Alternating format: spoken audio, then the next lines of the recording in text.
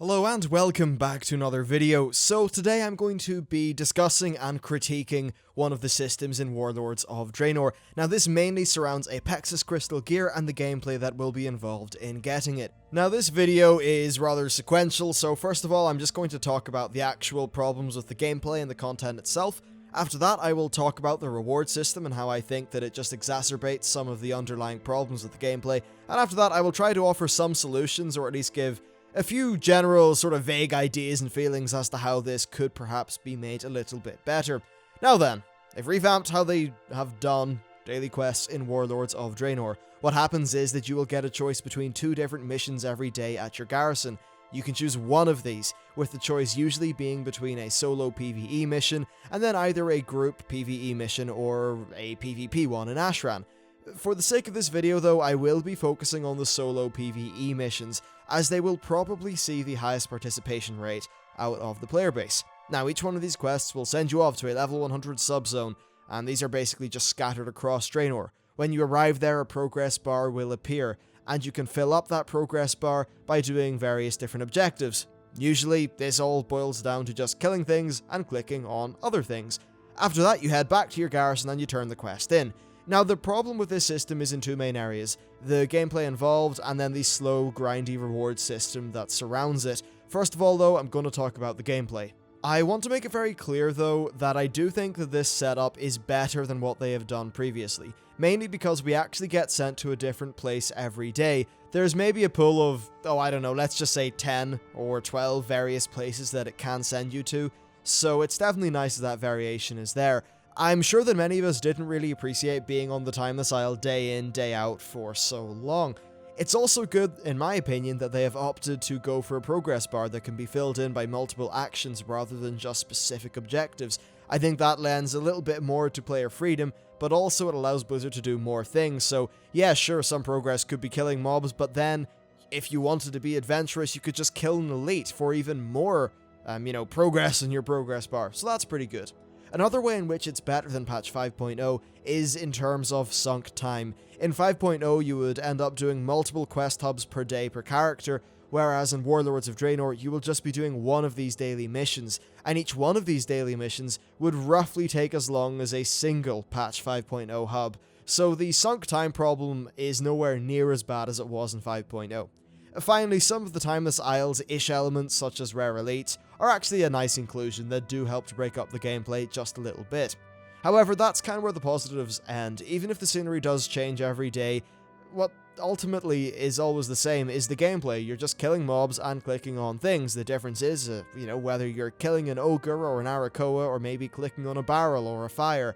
I do not think that this is enough. I think that they should be doing more to just spice up the gameplay and offer something that changes how you interact with this content on a daily basis, instead of just where you interact with it.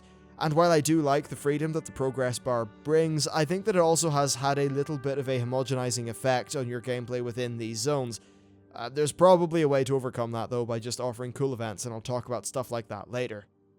Ultimately though, you're still killing mobs every day.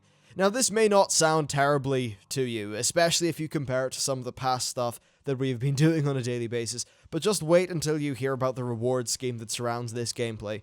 Because, sure, this has got, a few problematic elements, but they are just exacerbated by the reward scheme. So the main reward is Apexis crystal gear.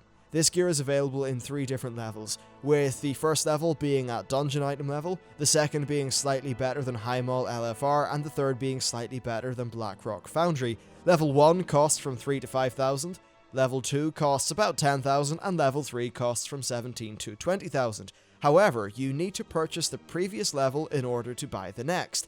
This means that getting the Blackrock Foundry equivalent helm will cost you 36,500 Apexis crystals. Now, you might be wondering, just how many of these crystals do I get from these missions? Well, the answer is about 800 to 1,000 per day. Now, there are some other sources for these crystals, but the lion's share do seem to come from the daily missions. That means that you're going to be basically spending a month of time doing this 7 days a week to get that level 3 helm. I think that's far too much. It really is a bit absurd. It feels like this gear is actually priced in order to artificially increase the amount of time the players will be spending with this system, and it just comes off as a rather cynical attempt to keep people playing, not for fun, but for the reward. I think this is never really a good way to design your game, and that's definitely a bit of a pity. I suppose it would nearly remind me of like the drop rates that were in the initial Diablo 3, and also the drop rates that were, say, in Destiny before the very first major patch came that changed up the cryptographer guy. Anyway, so there is some good news here.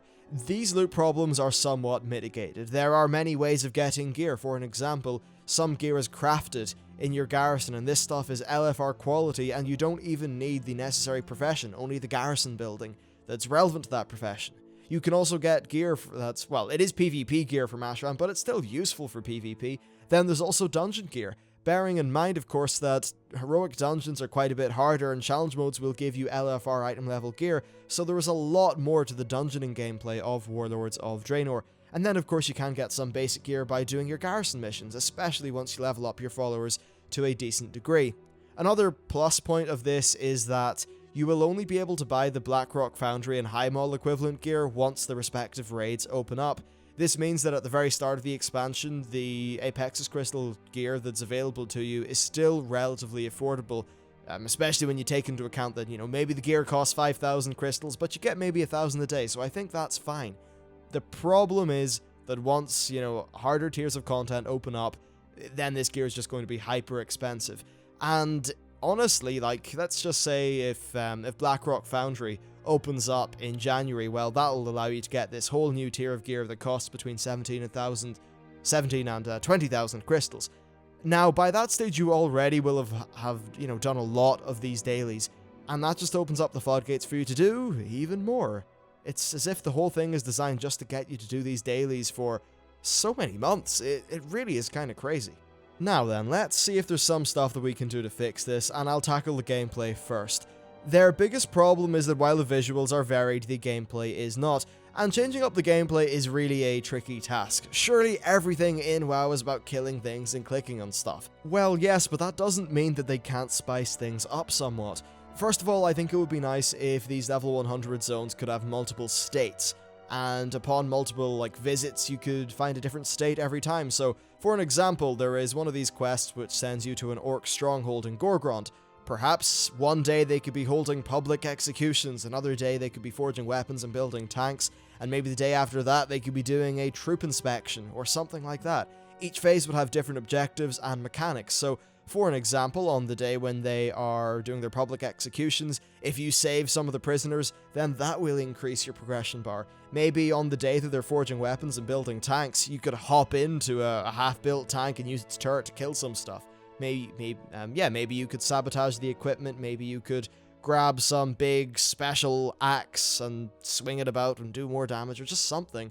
And then maybe on that troop inspection day, you could set off an Iron Star into a line of soldiers. Just little bits of gameplay that would be unique to every phase of those subzones, and I'd have this for every single subzone.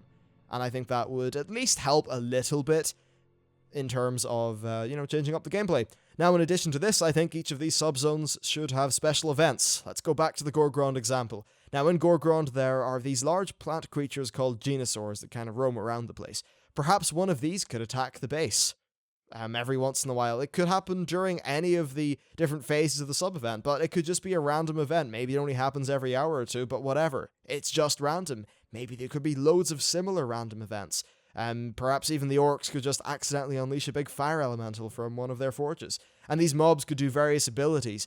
For an example, maybe the Genosaur could root a whole bunch of your enemies. Maybe it could give them a debuff that increases their damage taken. Lots of things to just increase player power relative to your enemies, and provide just a nice little, sort of random gift that the game throws at you in a cool package that is a big event, like a monster attacking the orcs, and then you just sweeping in and, helping to clear it all out. Just things like that for every subzone. Now, I also think it could be cool if there's maybe conflict in some of these subzones. So perhaps halfway through the orc mission that I was talking about earlier, a force from your garrison could attack, like a scouting party or something. Maybe in the Arakoa mission, the Arakoa outcasts could attack, and that could maybe change up your gameplay a little bit. Basically, I would have a lot of stuff like this happen rather randomly. Now, this wouldn't fix the problem of the content getting boring over a few runs, because guess what? That will happen. This is really just something that I think could alleviate the problem and perhaps delay the onset of boredom. Now, on top of this, I think some variation to your player's power would be, or your character's power would be nice. I really like how the power pylons in Diablo 3 work. Just in case you're not filled in, these are basically super OP buffs that last for a small amount of time. They break up your gameplay by allowing for this just really sudden and fun burst of power. Perhaps Blizzard could take inspiration from this system and do something similar. Now, these would have to be decently rare and quite random, but perhaps maybe 1 out of every 4 days, Khadgar or some other character could just pop in and say, yo, here's a crazy buff that I've been working on. Now, it doesn't need to be Khadgar, no, it can just be a random, thing to give us a buff or give us an exciting increase in power. Remember that balance does not happen, or does not matter here, right? People are going to complete this content anyway, it's just a matter of, do you complete it in 20 minutes normally, or, oh yay, Blizzard threw me a bone, now it's only going to take me 5 minutes. I think that having Blizzard just, throw you a bone every once in a while and give you a nice big surprise will just break the pace and make it a little bit more bearable. I think it would be really fun with some of these buffs. Now, these buffs could be anything, really. Perhaps it's a flat damage increase. Perhaps it's an AoE that increases your, an AoE that, like, procs off your attacks that's really big and really powerful. Maybe it's a haste and move speed buff that just makes you fire off your abilities like you're some sort of minigun, but also sprint really fast. Maybe it could be an AoE that radiates from your character. Lots of stuff. And I'd have this be super powerful. And maybe the buff would only last for the first half of your mission, but whatever. It would just be a bit of fun that pops up and breaks up the pace of your day. Now, I would also have it so that if you didn't do a mission for, I don't know, say a week or something like that, you could find, let's just go back to the Khadgar example, you could find Khadgar just sitting beside the little table that you pick the mission up from, and Khadgar could just say to you, yo, I've been working on this thing, if you do this mission, I'll give it to you to test it out. And that would be a way of them encouraging people to participate within the system after they've taken a bit of a break from it. Now, the final thing that I think could be improved is the reward system, and really, there's 2 things they could do. They could either add more ways of getting these crystals, or they could just decrease the cost.